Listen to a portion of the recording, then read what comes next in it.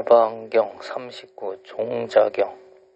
이와 같이 나는 들었다. 어느 때 부처님께서 사위국 기수국 구두원에 계셨다.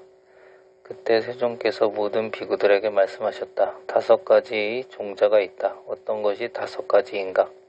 이른바 뿌리가 종자인 것, 줄기가 종자인 것, 마디가 종자인 것, 절로 떨어지면 그것이 곧 종자인 것, 열매가 종자인 것이니라. 이 5가지 종류의 종자가 비록 끊어지지도 않고 부서지지도 않고 썩지도 않고 바람을 맞지 않고 새로 익은 단단한 열매라 하더라도 땅만 있고 물이 없다면 그 종자는 성장하고 뻗어나가지 못할 것이다.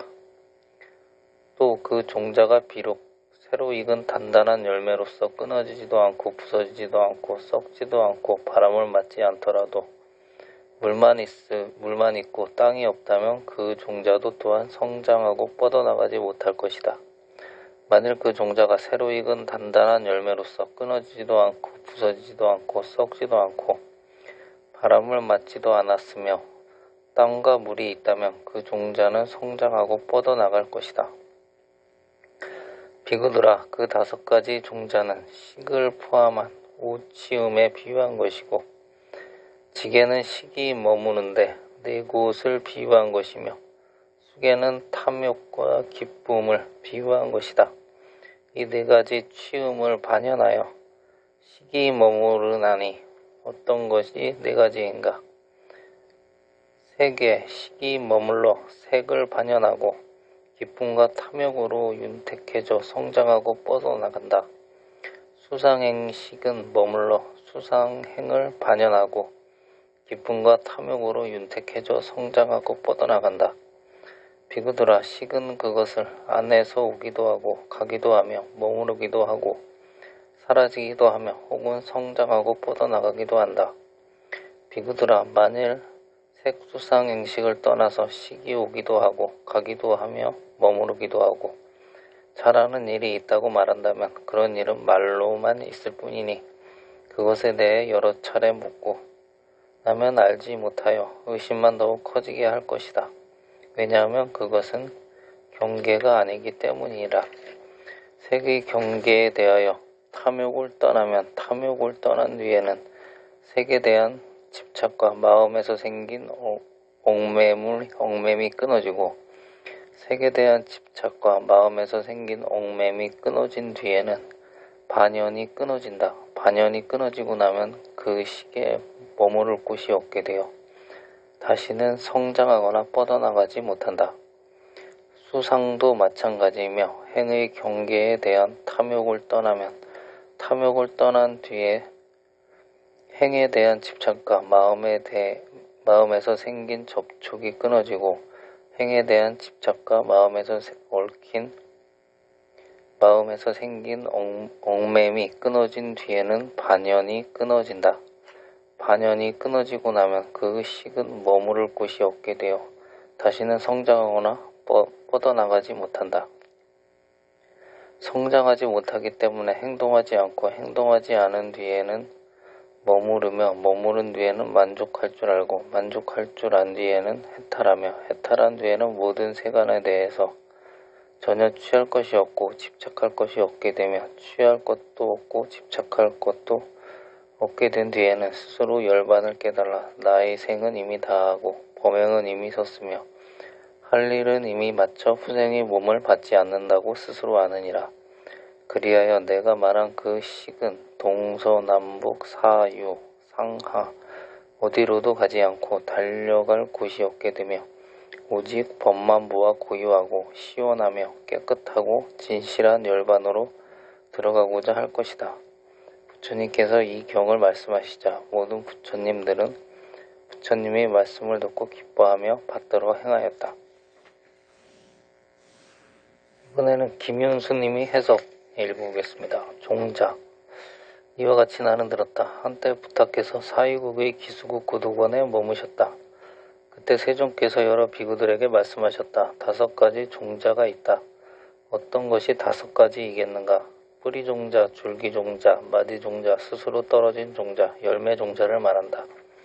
이 5가지 종자가 끊어지지 않고 부서지지 않고 썩지 않고 바람에 손상되지 않고 새로 익어 견실하더라 하더라도 땅이 지게만 있고 물이 수계가 없다면 그 종자는 생장하고 성장하지 못할 것이다. 만약 그 종자가 새로 익어 견실하며 끊어지지 않고 부서지지 않고 바람에 손상되지 않더라도 물이 개만 있고 땅에 개가 없다면 그 종자도 역시 성장하고 증광되지 못할 것이다. 만약 그 종자가 새로 익어 견실하며 끊어지지 않고 부서지지 않고 썩지 않고 바람에 손상되지 않았으며 땅과 물이 개가 있다면 그 종자는 생장하고 증광될 것이다.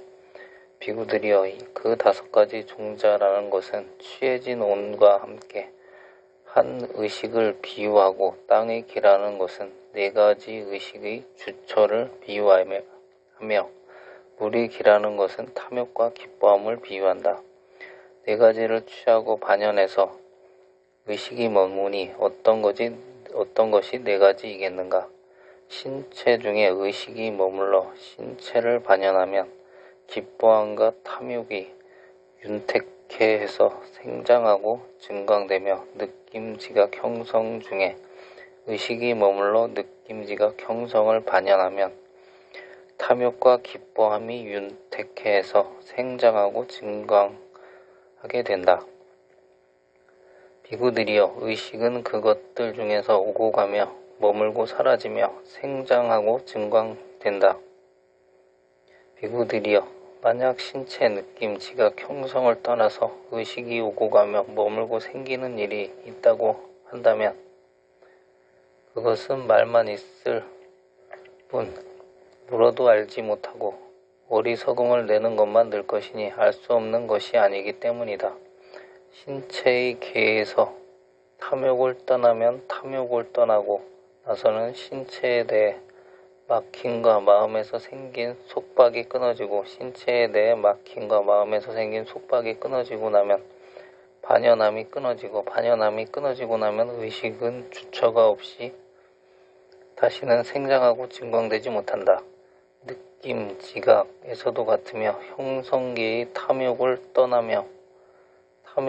떠나고 나서는 형성에 대한 막힘과 마음에 생긴 속박이 끊어지고 형성에 대한 막힘과 마음에서 생긴 속박이 끊어지고 나면 반연함이 끊어지고 나면 그 의식은 머물 곳이 없어 다시는 생장하고 증광되지 못한다. 생장하지 못하기 때문에 형성하지 않고 나면 다시 안주하고 나면 만족을 알고 나면 해탈한다.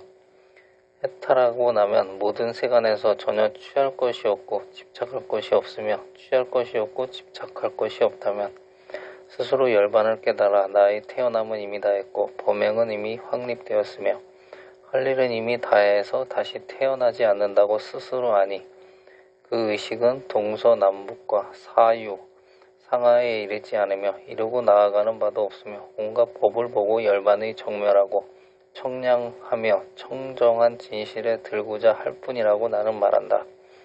부탁께서는 이 경을 말씀하시자 모든 비구들은 부탁께서 말씀하신 것을 듣고 환희하며 받들어 행하였다. 이 원장은 좀 어려워서 간단하게 설명드리면 나무가 자라기 위해서는 종자하고 물하고 땅이 있어야 된다고 하셨습니다. 부처님께서. 종자란 무엇이겠습니까? 객관 정도로 보면 되겠습니다. 객관, 색수상행식, 신체, 느낌, 지각, 형성, 의식 이 정도로 보시면 되겠고 부처님의 나무가 자라기 위해서 부처님이 비유하신 물이란 것은 기뻐함과 탐욕이 되겠습니다. 그리고 땅이라는 것은 나무가 자라기 위해서 땅도 필요한데 땅이라는 것은 우리 반연하는 마음, 비추는 마음, 좋으면 취하고 싫으면 피하고 이런 마음이 되겠습니다. 그래서 이 3가지가 있으면은 나무가 자라는데 이 나무가 자라는 것은 업보를 계속 쌓는 거 아니겠습니까? 업보를 쌓고 그래서 업보가 있으므로 또 다시 반복하게 됩니다. 계속 반복하게 돼서 생사윤회하게 됩니다. 이 장을 듣다 보니까 신신명의 1개송하고 2개송이 생각나는데, 신신명으로 풀이해보면은 무상보리를 구함은 어렵지 않네. 버릴 것은 오직 간택심뿐. 밉다 곱다 마음 없으면 툭 트여 명백하리라. 제2개송 털끝만한 차별만 있어도 하늘과 땅처럼 사이가 벌어지나니 참나가 나타나려면 순도 역도 두지 말라. 이런 말씀을 하셨습니다.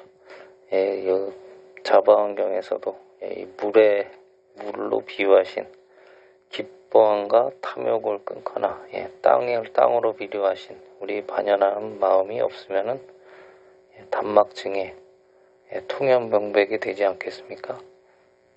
들어주셔서 감사합니다.